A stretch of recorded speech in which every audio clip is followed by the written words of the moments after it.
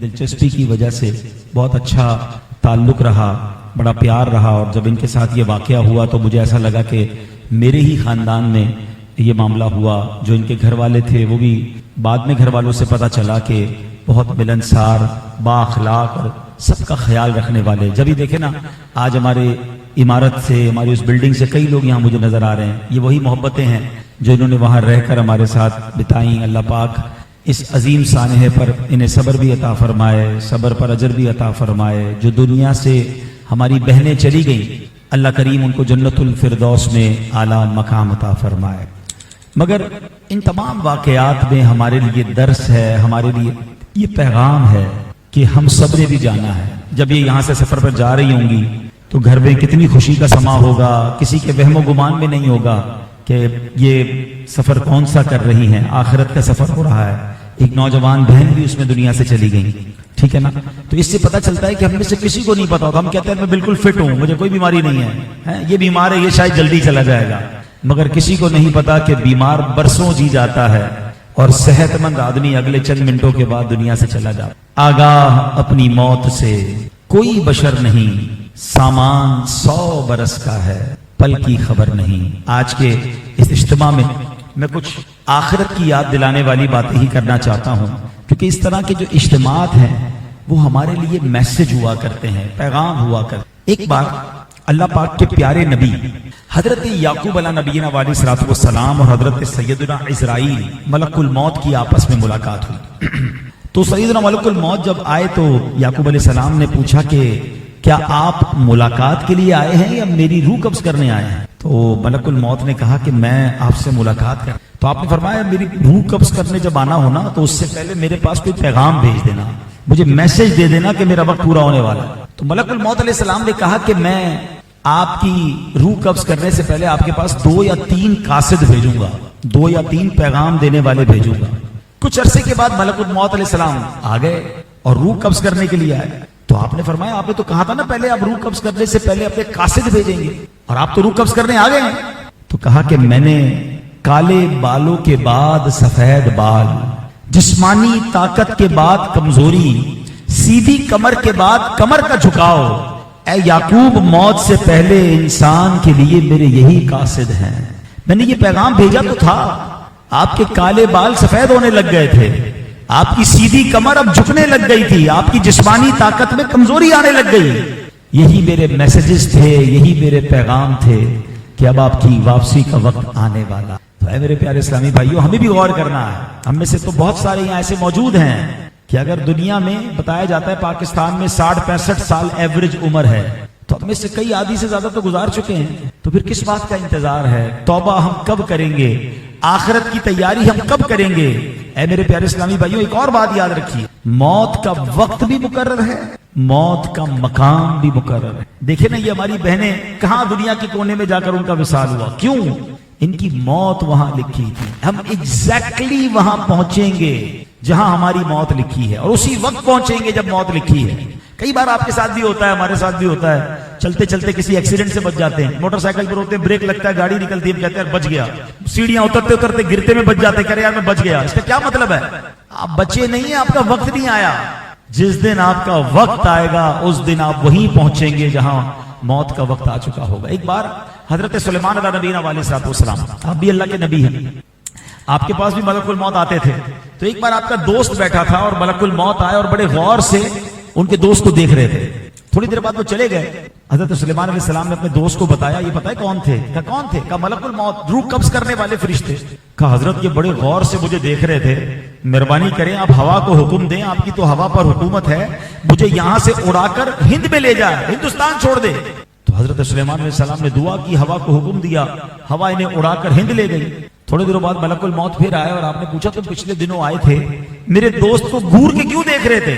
تو ملک الموت نے پتہ کیا فرمایا؟ کہ حضور مسئلہ یہ ہے کہ میں یہ حیران تھا کہ میرے پاس یہ لکھا ہوا تھا کہ اس بندے کو تھوڑی دیر بعد اس کی روح میں نے ہند سے قبض کرنی ہے، بیٹھا آپ کے پاس ہے۔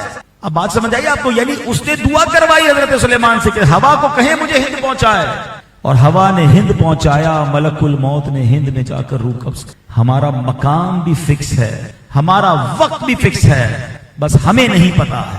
وہ آج بھی ہو سکتا ہے, وہ کل بھی ہو سکتا ہے. موت کتنی زیادہ نزدیک ہے. یار یہ ذرا پلیز بانٹنے والا کام بند کر دیں, تھوڑی دیر بعد بانٹ لیجیے گا, بیان غور سے سننے دیں, اتنی اہم بات ہو رہی ہے, اس کے بعد بانٹ. امام جلال الدین سیوطی شافعی رحمۃ اللہ تعالیٰ بہت بڑے بزرگ ہیں. آپ کے بارے میں آتا ہے کہ آپ نے اپنی کتاب شرح الصدور میں لکھا کہ ہر گھر میں ملک الموت 5 مرتبہ اور ایک روایت کے مطابق 7 مرتبہ تشریف لاتے ہیں, اور یہ دیکھتے ہیں کوئی ایسا تو نہیں جس کی مجھے آج روح قبض کرنی.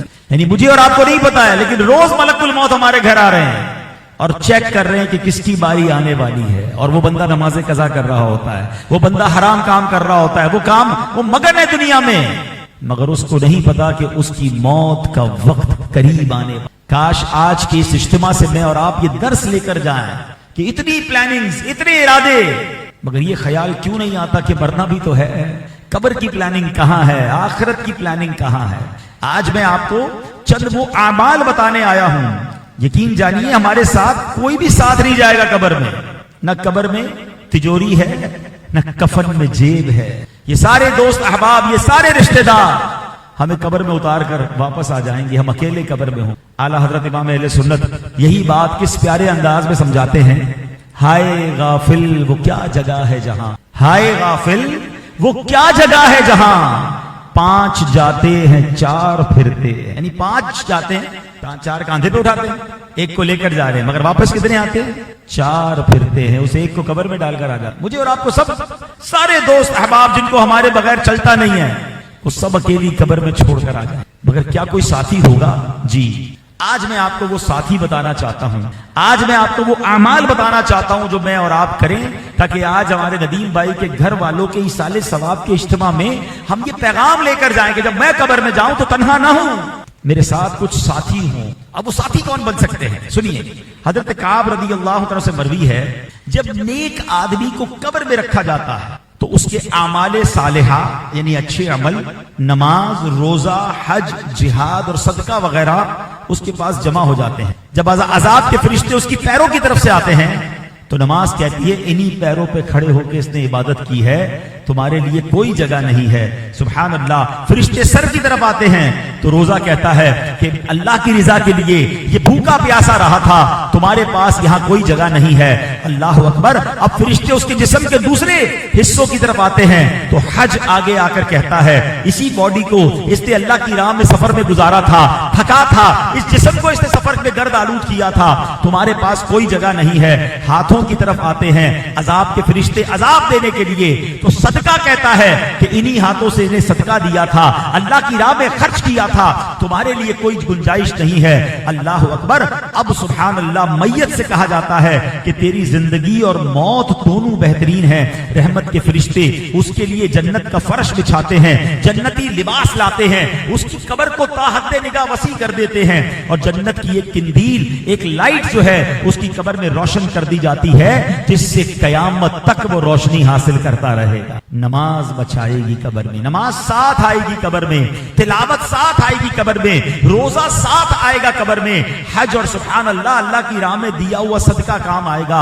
اب غور کر لیں, کیا یہ ساتھی تیار ہیں؟ کیا قبر میں جانے کے لیے یہ چیزیں ہم نے تیار رکھی ہیں؟ اے میرے پیارے اسلامی بھائیوں, اسی طرح ایک اور بڑا پیارا عمل ہے. سبحان اللہ. ندیم بھائی کو یہ سعادت میں نے دیکھا حاصل ہے, یہ مسجد کی بڑی خدمت کرتے تھے. اللہ کرے یہ خدمت ہمیشہ جاری رکھیں اور اللہ ہمیں بھی اپنے گھر کا خدمتگار بنائے. مسلمانوں کے دوسرے خلیفہ حضرت عمر فاروق اعظم رضی اللہ عنہ فرماتے ہیں, جس نے اللہ پاک کی مساجد کو روشن کیا, اللہ پاک اس کی قبر کو روشن فرمائے. قبر روشن کر دی ہے, مسجد کو روشن کرے. فرمایا جس نے اس پہ خوشبوئیں رکھی, مسجدوں کو خوشبودار کیا, اللہ پاک جنت میں اس کے لیے خوشبو مہیا کرے. اپنے گھر روشن کر رہے ہیں, اپنے گھر کو خوشبودار کر رہے ہیں, ٹھیک ہے, کوئی ایک اللہ کا گھر بھی لے لیں. ہماری مسجدوں میں خاص طور پہ کئی علاقے ایسے ہیں جہاں مسجدوں میں برا حال ہے, وضو خانوں کی ٹوٹیاں ٹوٹی ہوئی ہیں, استنجا خانوں کا حال برا ہے, مسجد کے اندر اسمیل آ رہی ہے. اپنے گھر کے مسجد کے وضو خانے دیکھیں, مسجدیں خوشبودار بنائیں,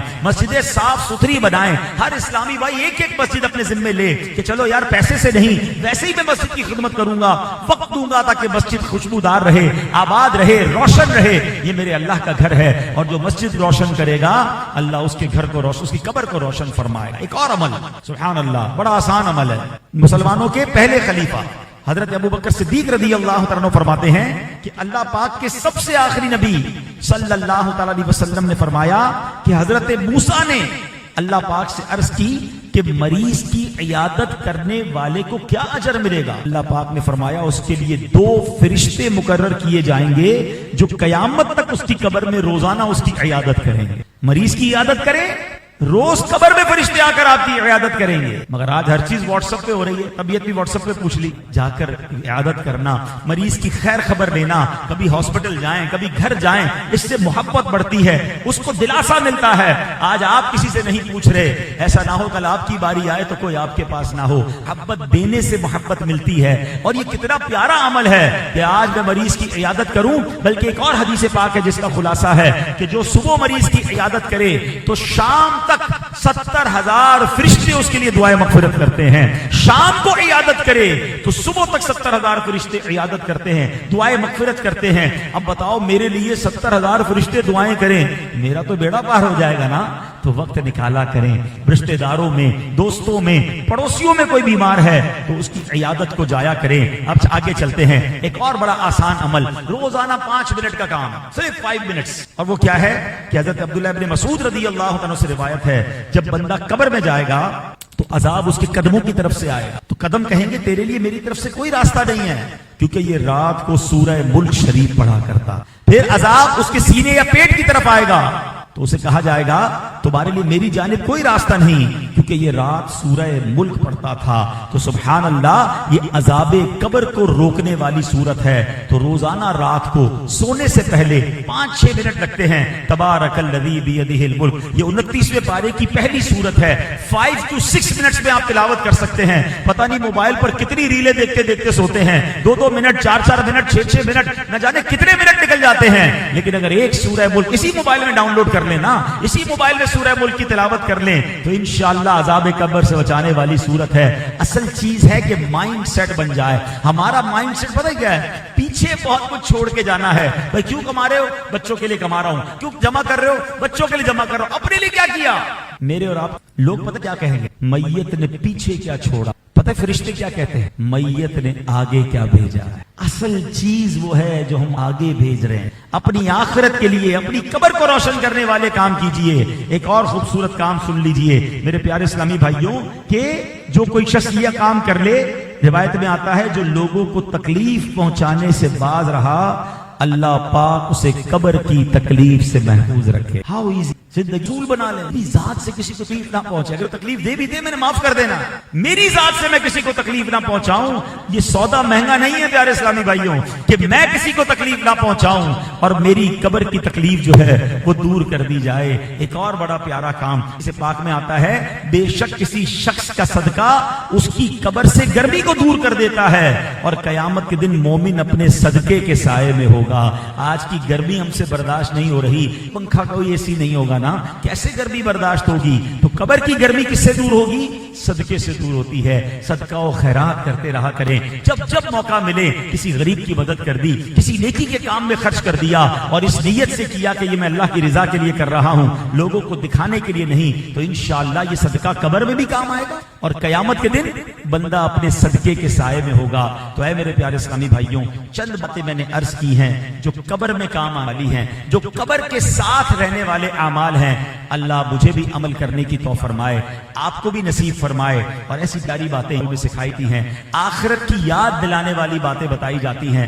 آپ بھی تمہیں آیا کریں، مدنی چینل فیملی کے ساتھ بیٹھ کر گھر میں دیکھا کریں تو انشاءاللہ گھر بیٹھے اس طرح بیانات سنیں گے، اس طرح کی پیاری باتیں سنیں گے تو ہمارا بھی ذہن بن جائے گا کہ صرف دنیا کے لیے نہیں، آخرت کی تیاری بھی ہم نے کرنی ہے. ہمیں نہیں پتا ہم میں سے کون پہلے چلا جائے. ایک بات یاد رکھیے، دنیا میں ہم ایک ترتیب سے آئے، ایک سیکوینس سے آئے. پہلے میرے دادا آئے، آپ کے بھی پہلے دادا والد آئے، پھر آپ آئے، پھر آپ کے بچے، پھر ان کے بچے. یہ ترتیب ہے نا. جانے کی یہ ترتیب ہو یہ ضروری نہیں. دادا موجود ہوتا ہے اور باپ موجود ہوتا ہے. یہ نہیں ہوگا کہ میرے اور آپ کے موبائل پر کوئی میسج آئے گا کہ جناب ایک مہینہ رہ گیا توبہ کرنا آخری آپ کا. نہیں، پتہ بھی نہیں ہوگا. ابھی میں نے ایک شعر پڑھا تھا کہ آگاہ اپنی موت سے کوئی بشر نہیں، سامان 100 برس کا ہے پل کی خبر نہیں. یہ پہلے شیر تھا, اب وٹنس ہے. اب آپ دیکھ رہے ہیں, اب آپ سب نے سوشل میڈیا پہ ویڈیو دیکھی ہوں گی کہ بیٹھے بیٹھے آدمی گرا, چلتے چلتے گرا, اس کا انتقال, کام کرتے کرتے گرا, اس کا انتقال. یہ کیا ہو رہا ہے؟ اس بندے کو چند سیکنڈ پہلے پتا نہیں ہے, وہ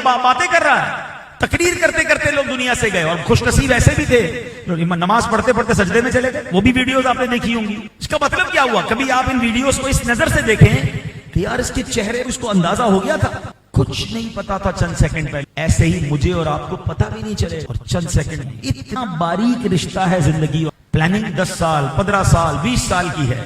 میں نہیں کہتا دنیا کے لیے پلاننگ نہ کریں, مگر آخرت کی پلاننگ بھی جوائن کریں نا. یار مروں گا تو کہاں کے جواب کیسے دوں؟ قبر جنت کا باغ بنے گی کہ نہیں؟ کے لیے ہمیں جو نیک اعمال ہم نے سنے, نمازوں کی پلیز نماز اندھیری. اور بے نمازی کے بارے میں حدیثوں میں وضاحت کے ساتھ فرمایا کہ بے نمازی کو قبر ایسے دبائے گی. میرے آقا نے دونوں ہاتھ ملا کر بتایا کہ جیسے اس طرح قبر ایسے دبائے گی تو اس کی ہڈیاں ٹوٹ برداشت ہی نہیں کر سکیں. کیوں نمازیں قضا ہو رہی ہیں؟ صرف 3 مہینے پرانی بات تو ہے. 3 مہینے پہلے آپ سارے 5 وقت کے نمازی تھے. ایسا ہی تھا نا, سب رمضان میں نماز پڑھ رہے تھے. آج کیا ہو گیا؟ رمضان گیا ہے, ایمان تھوڑی گیا ہے.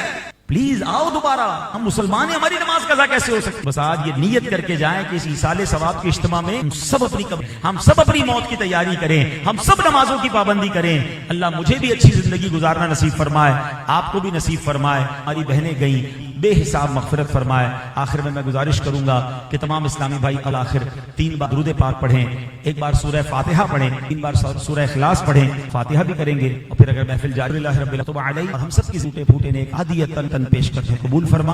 پیارے آقا کے وسیلہ جلیلہ انبیاء کرام, صحابہ کرام, تابعین, تبع عاملین, دوس پیران پیر شیخ عبد الجیلانی رحمۃ اللہ تعالی علیہ میں پیش کرتے ہیں, قبول فرما. اے اللہ تمام مسلمین مسلمات خصوصاً دوس دین بھائی کی شہید ہوئی کو پیش کرتے ہیں, قبول فرما. بے حساب مغفرت فرما, درجہ بلند فرما, جنت الفردوس میں اعلیٰ مقام عطا. اے اللہ کروٹ کروٹ جنت کی انہیں نعمت نصیب فرما. اللہ ہماری بھی مغفرت فرما, ہم سب کے ماں باپ کی, ہمارے مرحومین کی, اور سرکار ساری امت کی بخشش فرما. اللہ جو ہم نے بیان سنا کے ساتھ جو کام آنے والے اعمال ہیں وہ کی توفیق. اے اللہ ہماری دنیا بھی اچھی کر دے, عذاب قبر سے بچا. اے اللہ ہماری قبر کو جنت کے باغوں میں سے باغ بنا دے. اے کریم کی سختی سے محفوظ فرما. جنت الفردوس میں بلا حساب داخل ہونے والوں میں ہم سب کو شامل فرما. بیمار ہیں انہیں شفا عطا فرما, قرض داروں کے قرضے اتر جائیں, بے اولادوں کو نیک اور صالح اولاد عطا فرما. اے کریم روٹھوں کو منا دے, بچھڑوں کو ملا دے.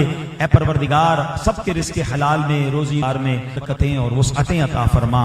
رزق حرام سے ہم سب کو محفوظ فرما. تقبل منا انک انت السمیع العلیم وتب علینا یا مولانا انک افوض اللہ بصیر بالعباد. وصلی اللہ تعالی علی خلقہ محمد.